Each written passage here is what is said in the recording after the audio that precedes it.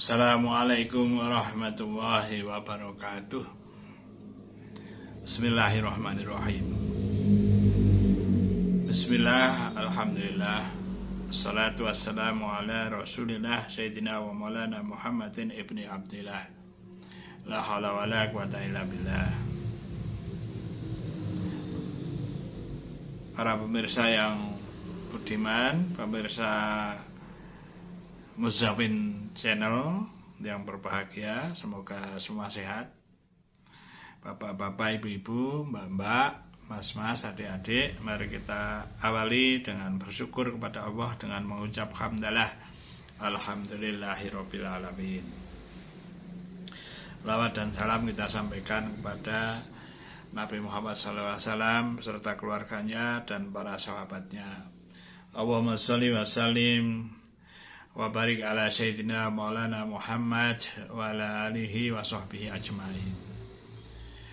Rabbi zidni ilman warzuqni fahman. Ya Allah, mudah-mudahan kami diberi pemahaman ilmu dan kepahaman, diberi rezeki kepahaman, diberi tambahan ilmu dan kepahaman dalam ilmu itu. Rabbi zidni ilman warzuqni fahman.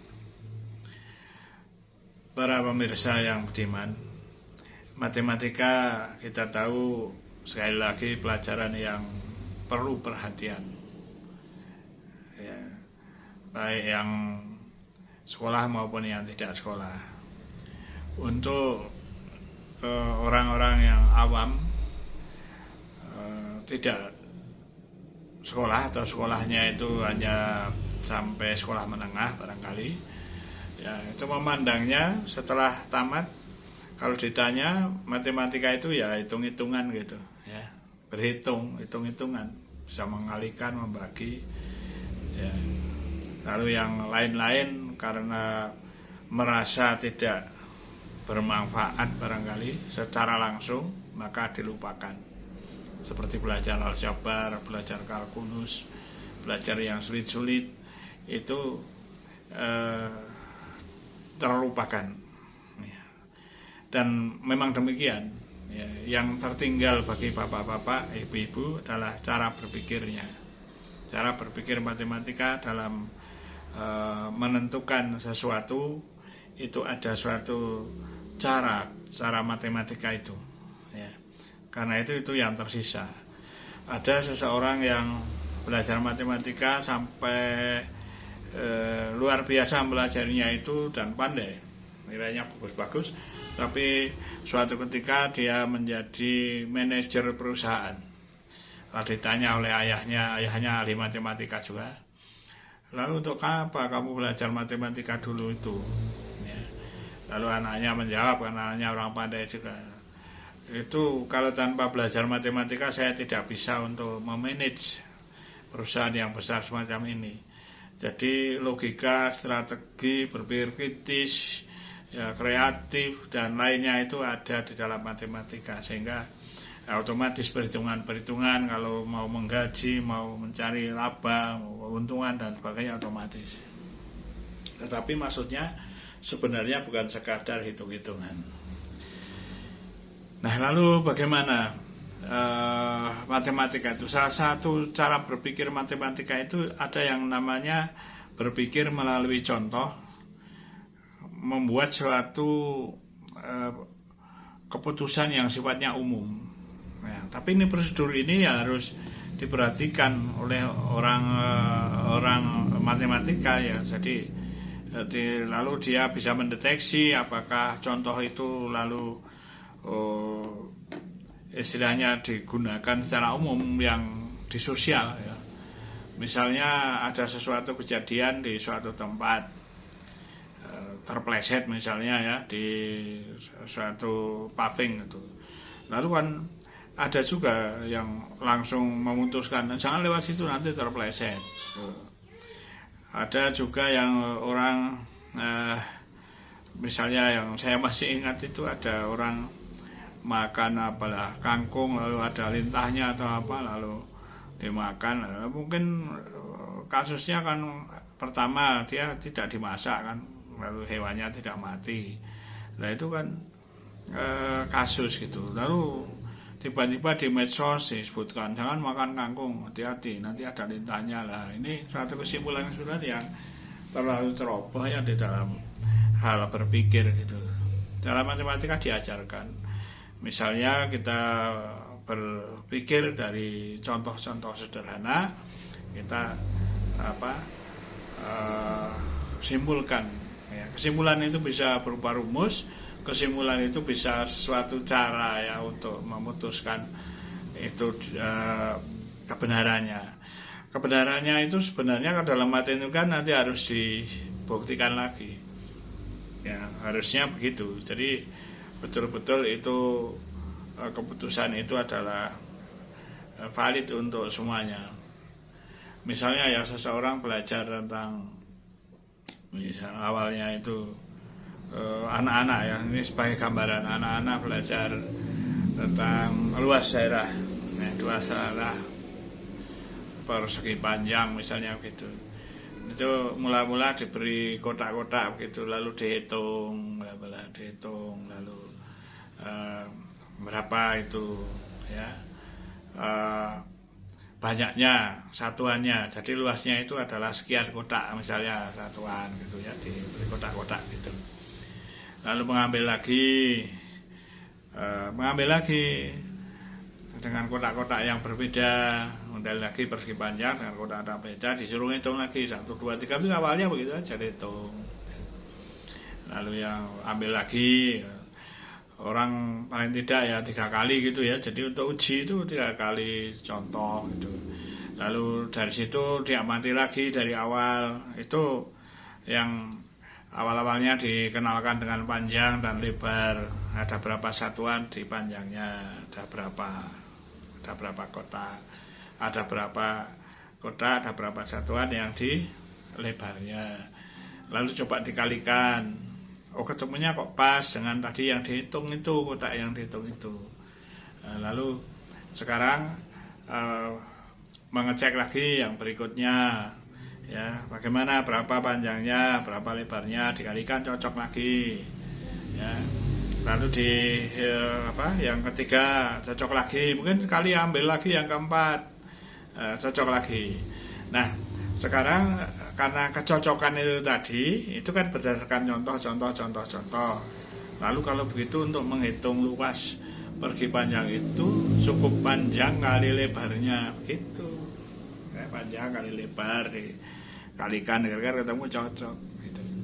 Nah lalu digeneralisasi, kalau menghadapi persegi panjang cukup panjangnya berapa satuan, lebarnya berapa satuan, cukup dikalikan.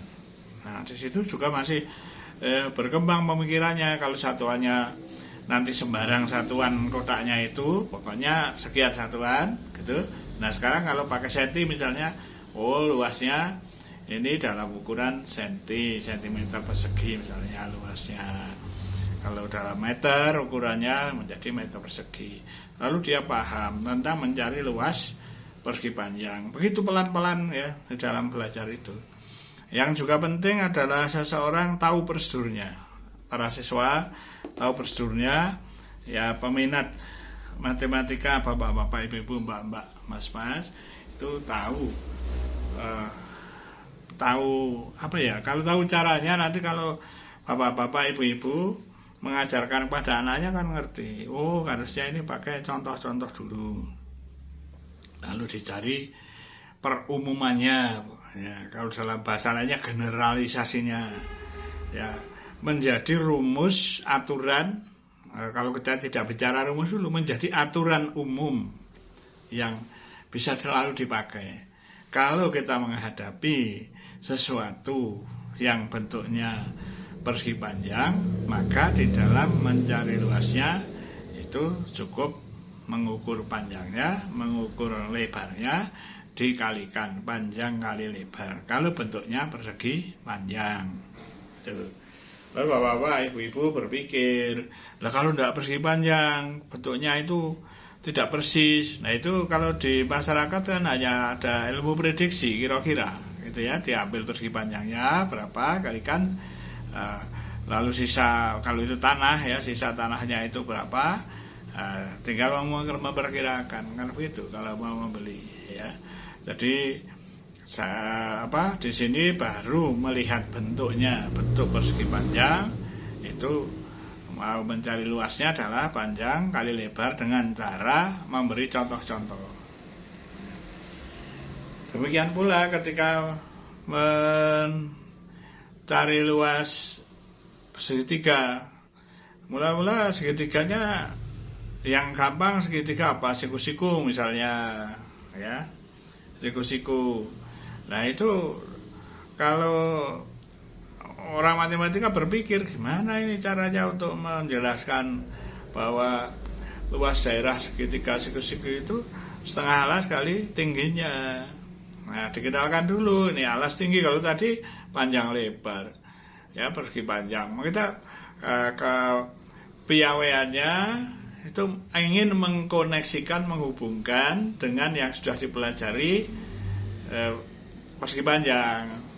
Nah, bagaimana caranya? Nah, padahal di dalam segitiga itu istilahnya adalah alas dan tinggi.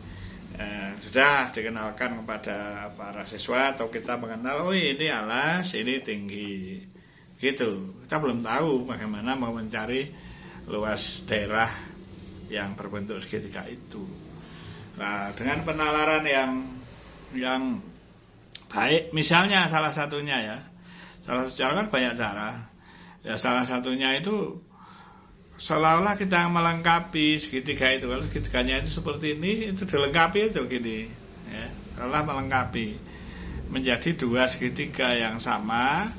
Ya, untuk melengkapi hanya bentuknya yang satu gini, yang satu begini kan, itu ya dua sama.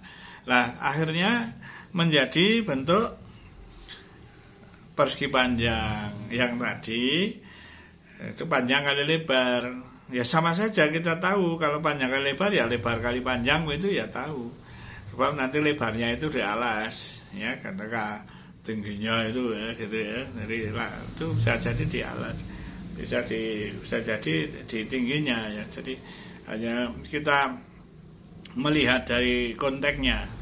Jangan dibingungkan antara misalnya harus selalu panjangnya di muka kalau mengalihkan lalu lebar di belakang. Tidak, karena yang namanya perkalian itu komutatif, panjang kali lebar sama saja dengan lebar kali panjang. Itu kan. Nah itu pun ilmu lagi kan. Misalnya kan 2 kali 7 kan sama dengan 7 kali 2 hasilnya ya, sama-sama ketemu 14 kan begitu ya, secara sederhana. Nah kemudian setelah ketemu persegi panjang tadi, alas kali tinggi kan, panjang kali lebar, lebar kali panjang itu ya. Nah, itu kan tadi separuhnya. Nah, maka luas segitiga, daerah segitiga itu setengah kali alas kali tinggi. Itu bisa dengan cara seperti itu. Ambil contoh lagi, lalu oh iya selalu begini ya, makanya ini akan lebih mudah untuk belajar bahwa luas daerah segitiga siku-siku yang tadi saya awalnya adalah siku-siku adalah setengah alas kali tinggi begitu. Nah memang tidak mudah bagi orang awam dan para siswa saja yang mendengarkan saja seperti ini ya, tidak mudah karena itu konsentrasi di dalam menerima penjelasan matematika itu harus konsentrasi. Apalagi ini tanpa papan tulis ya, cerita-cerita saja ya, supaya ya anggap saja nyaman, tapi mungkin menjadi lebih sulit bagi saudara, tapi coba untuk dicerna ya apa pemikiran-pemikirannya. Itu namanya belajar melalui contoh ya. Belajar melalui contoh-contoh. Nah masih banyak, ini sudah mau berapa jam saya akhiri ya. Sekian saja ya, mudah-mudahan bermanfaat ya. Maaf kalau ada salahnya. Assalamualaikum warahmatullahi wabarakatuh.